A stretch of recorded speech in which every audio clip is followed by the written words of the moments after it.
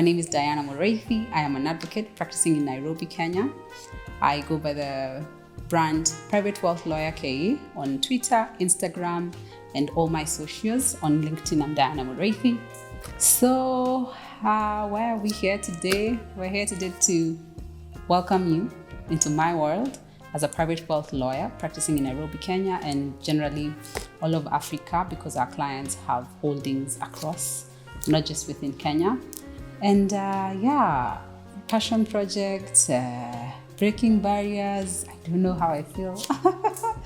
It's basically me sharing what I know about the law, what I know about how to preserve your wealth by making sure that it's well structured, what I know about succession planning, what I know about group restructurings, tax planning, tax savings, optimizing your portfolio by ensuring that legal risk is minimized, tax inefficiencies are minimized or obliterated in totality.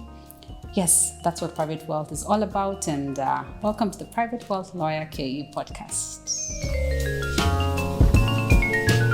So the podcast is inspired by the fact that I've learned that if you know better, you do better. I've realized that a lot of the work we do as private wealth lawyers has for a long time been an exclusive service for ultra high net worth individuals and high net worth individuals. And sometimes the mistakes I'm seeing people who are on the wealth journey creating their wealth making could easily be mitigated by just having the right information. So the Private Wealth Lawyer KE podcast is about giving you tips and bits about how to ensure that your wealth is well structured, how to avoid common tax inefficiencies, how to tax plan, and basically to get you thinking about your wealth journey in terms of, the full bouquet of it. That is the financial planning part, the how to grow the wealth part, the investment part. We work closely with investment managers who then advise, after we've set up the structures for holding your wealth, the investment managers advise on how to grow the portfolio. So the Private Wealth Lawyer podcast will delve into all these facets of the wealth journey. And hopefully, whenever you live here, you will always know better and therefore do better. So you can expect a lot of nerdy things. I think to an extent I'm a nerd, but a lot of law stuff broken down into bite-sized pieces. I will explain corporate restructuring so that you understand why is it important to have your multiple service lines or product lines held in different companies.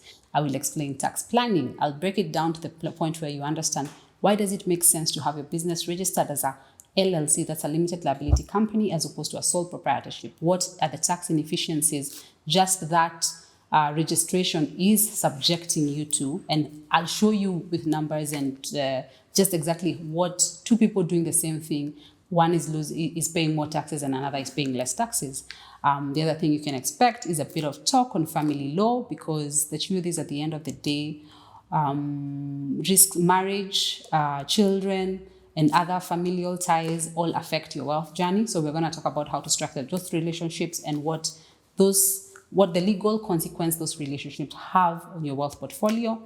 What else are we going to talk about? We're going to talk about trusts and estates. That's my favorite. I am very proficient in matters trust law and in setting up family trust. I have worked with very high net worth families. I've worked with ultra high net worth individuals, and I'm glad to come on here and just let you all know how it looks from that end. Yes, corporate law, and basically we're gonna experience the law from the mind of a practitioner who's able to break it down for you and make it practical, so that who's on your wealth creation journey, or you who's actually already created your wealth, will be able to just understand how to optimize legal efficiencies and tax efficiencies in your portfolio. This podcast will be of great value to anyone who's on the wealth creation journey, whether they're creating their wealth or they've already created their wealth. What we expect to talk about in detail, which will be of value to you, is best practices on matters wealth structuring. You'll be able to understand why a family trust is better than a holding company. In which instances is a holding company superior to, say, just having the wealth in your name, or something that the semantics of how you're holding your wealth. Then also we'll be able to talk about succession planning, both at an individual level and at business succession planning, because that's a big part. A lot of the wealth you have is being accumulated from trading entities. So if there's a company that you've incorporated and you're now CEO, what does it look like 30 years from today? Or you're now the shareholder and you're bringing on a CEO who's from not from the family. What does that look like? And what's the best practice in the market for that transition? We're also going to look at wealth and succession planning tools, common wealth and succession planning tools. We're going to delve into the idea of prenups, postnups. We're going to delve into the idea of family trust, wills. We're going to delve into the idea of general power of attorney. There's been an increase in diseases that lead to mental incapacity. And in just the last 1 year, I've had to advise a lot of families on how to deal with incapacity of a loved one, particularly where they no longer have mental capacity to take care of their affairs. So we're going to delve into the best trends and the best practices with regards to that. And then finally, we're going to talk about tax. I know tax is not always something that people want to talk about, but I love tax. I'm going to tell you about tax planning. I'm going to tell you about insolvency and bankruptcy, because those are real risks to any portfolio. So yeah, I look forward to bringing all this law into your home.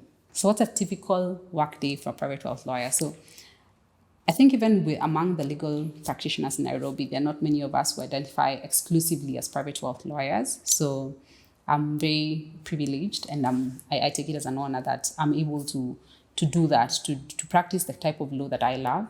So yeah, a typical workday depends on where we're at. So let's start at, a lot of our clients are above the age of 55 many times, but we are seeing now an expansion to the younger age groups who are now building their wealth. We are seeing the CEOs who are now setting up their companies, or whose companies are just rising from SMEs into the large enterprises. We're seeing those ones coming also into needing to talk about tax planning, needing to talk about how to efficiently get money out of their companies. So yes, but basically mostly our most high net worth individuals and ultra high net worth individuals, which are the key focus of our practice, are usually people above the age of 55. So I think one thing you realize as we move along with private wealth law is that unlike other areas of law that sometimes are urgent, if you've received a demand letter from someone who wants you to pay them some money you owed them, or the bank has issued a demand, then you have to respond because, the suit is in court or the demand has been issued. With private wealth, it's the kind of law, it's the kind of practice that it's important, but it's not urgent. So you're not necessarily aware of the tax inefficiencies in your wealth portfolio because they're not glaring at you. You're not aware of the legal risk that's sitting within your portfolio because it's not glaring at you. No one has issued a demand until I come and I review your portfolio and I tell you, because business X is registered as a sole proprietorship, you're in a higher tax bracket of about 35%. Whereas the one that was registered the same business as an LLC, that's an limited liability company, is at a lower tax bracket of 30%. So I show you that 5% difference. So you'll find that a lot of time, while onboarding clients, it's very important that we explain to them the importance of what you're coming to do because, as I've said, it's important, but it's not always urgent. So a typical workday involves, if I'm at the level at which I'm onboarding a client, is first giving them almost a brief or almost a training on what we expect to do with their portfolio, what the process is going to look like, helping them understand the process and the steps that are going to be involved in the process. The second thing that happens, and those steps include, number one, due diligence, just reviewing how are your assets held. So you say you own property in Ngong. Do you have a title? We are doing the due diligence where you see the title proper. You have shares. What the articles of that company say. So just due diligence is one part. And that I think all the lawyers do that for any matters they're handling. But the second part, which is I guess the part I enjoy the most is the professional service, is reviewing the portfolio now. We'll have the client fill out the portfolio. We have standard documents that the client fills out that enable us to pick out key issues. And then we give now the professional advice. That means we advise on where we're seeing tax inefficiencies and we demonstrate why they're at a higher tax bracket and how that can be mitigated.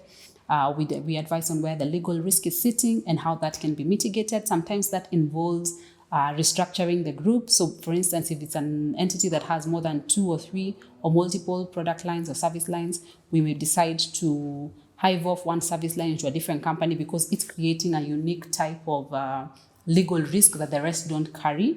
Yeah, and then after that, that usually culminates in the issuance of an opinion, which is basically a roadmap. It's a document that if the client reads, they're able to understand exactly what type of legal work are we getting into, start to end, exactly what I'm hoping to achieve at the end. And I like to, that's a part I focus on a lot, because once the strategy is clear, once the roadmap is clear, then the rest of the work is very easily done. So the third part, which is more or less the last part, is the restructurings. There may be corporate restructurings, there may be transfer of asset or settlement of assets, meaning a lot of conveyancing work. There may also be some training to be done on other members of the family. If it's in a family business setup and we have set up, say, a family employment policy, we need to explain to the family how that works. So yes, a typical work day looks like all of those things. And what happens is that many times, depending on who we're dealing with, if it's a very aged client, this doesn't have to happen in the office. We're at their premises or wherever they feel comfortable. If we're dealing with a very large family, who maybe at this point in time are not, the familial ties have been strained, then maybe we're off location in a hotel somewhere where it's discreet. Yeah, so it's a very interesting type of practice. It's not your normal legal practice. I'm a very introspective person, and one of the things that I love to always remember is exactly why am I doing this? I like to know purpose. So parting shot or what inspires me. I think I'm gonna, of course there's a lot, but I'm going to settle on one quote, which I think is my all-time favorite quote. And it's by President Roosevelt. I think he was giving it to some soldiers who are going to war, or it was during the war, something like that. Anyway, let me read it for you. It says, "It is not the critic who counts, not the man who points out how the strong man stumbles, or where the doer of deeds could have done better. The credit belongs to the man who is actually in the arena, whose face is marred by dust and sweat and blood, who strives valiantly, who errs and comes short again and again, because there is no effort without error or shortcoming, but who knows the great enthusiasms, the great devotions, who spends himself in a worthy cause, who at best knows in the end the triumph of high achievement, and who at worst, if he fails while daring greatly, so that his place shall never be with those cold and timid souls who neither know victory nor defeat." I think I like it because I think that's all of life. All of life is, man, you just have to show up for yourself. You have to show up for your dreams. You have to show up for whatever you believe in. You have to show up for the people you love. And what this quote says, it's popularly called the man in the arena. What this quote says is that credit belongs to the man in the arena. So whatever arena you're on, I'm on this arena, private wealth KE, passion project here. Whatever arena you're on, yeah, keep going. The credit belongs to you. Thank you.